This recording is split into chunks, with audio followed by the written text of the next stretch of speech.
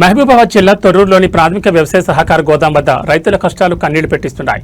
నెలల తరబడి శ్రమించి పండించిన మొక్కలను అమ్ముకోవడానికి ట్రాక్టర్లలో తీసుకొచ్చిన రైతులు మార్కెట్ యార్డ్ బయట రోడ్లపైనే రోజుల తరబడి పడిగాపులు కాస్తున్నారు. గోదాం పరిసరాల్లో ఎటు చూసినా మొక్కజొన్నతో నిండిన ట్రాక్టర్ల వరుసలు కనిపిస్తున్నాయి. కానీ పంట దిగుమతులు మాత్రం నత్తనడకం సాగుతున్నాయి. హమాలీల కొరత కారణంగా ట్రాక్టర్లలోని మొక్కలను దించడం ఆలస్యమవుతుండటంతో రైతులు తీవ్ర ఇబ్బందులు ఎదుర్కొంటున్నారు. కొందరు రైతులు రాత్రులు కూడా ట్రాక్టర్లపైన నిద్రిస్తూ తమ వంతు కోసం ఎదురుచూస్తున్నారు.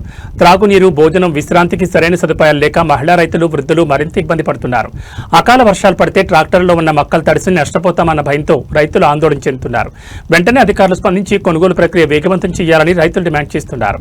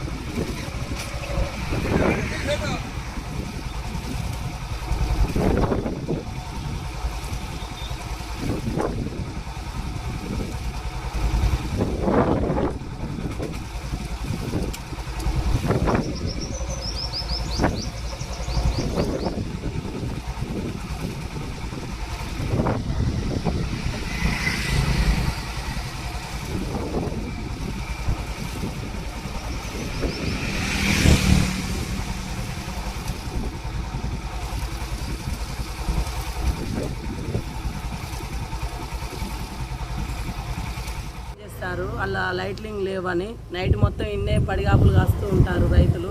తొందర అన్లోడింగ్ బీహారులను తొందర ఇంకా కొంతమందిని బ్యాచ్ నింపి అధికారులు తొందర నడిపించాలండి. కాలం నెత్తి మీదకి వచ్చింది. కొంచెం అందరూ అధికారులు అర్థం చేసుకొని మా బాధని వినిపించినాం. సంబంధించి రైతులు అండి ఇక్కడి వరకు ఒక 50 ట్రాక్టర్ల వరకు ఆగినాయి. అమాలీలు ఇంతవరకు రాలేదు. బీహార్ వాళ్ళని పెట్టించారు, ఓ 10 మందిని పెట్టించారు. ఇంకా అమాలీలు పెంచి ఇక్కడ ఈ అన్లోడ్ చేయాలి, మళ్ళీ అక్కడి నుంచి కూడా లోడింగ్ చేయాలి, కాంటాలు పెట్టాలి. చాలా రైతులు 2-3 నెలలు అవుతుంది ఇప్పటి వరకు. ఆ పంట దస్తే మళ్ళీ మాకు మొత్తం నాశనం అవుతుంది. ఇక్కడ ఏఈఓలు కూడా వాళ్ళు ముందు మాకు ఇంత ఎత్తారని పంట దిగుబడికి సంబంధించి ఎంత ఎత్తారనేది కూడా వాళ్ళు కరెక్ట్గా వాళ్ళకి పైకి పంపలేదు. మళ్ళా మాకు ఒక్కొక్క ట్రాక్టర్కి 2,000-3,000 తీసుకుంటారు.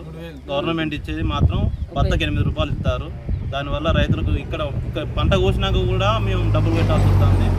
రైతులు మొత్తం దారుణంగా చూస్తారు. మా పరిస్థితి తొందరగా పరిష్కరించవలసిందిగా కోరుతున్నాం.